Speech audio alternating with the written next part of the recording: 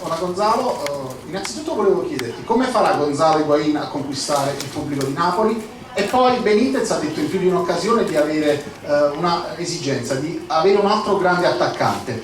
Gonzalo Higuaín è pronto a giocarsi il posto eventualmente, oppure magari ha avuto già delle garanzie?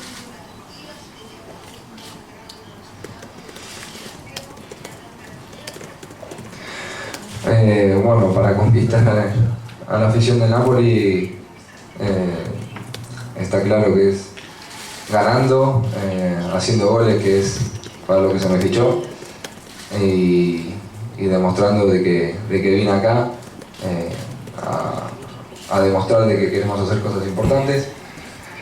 Después, debido a lo que me preguntaste, el técnico es un gran técnico a nivel mundial para nosotros.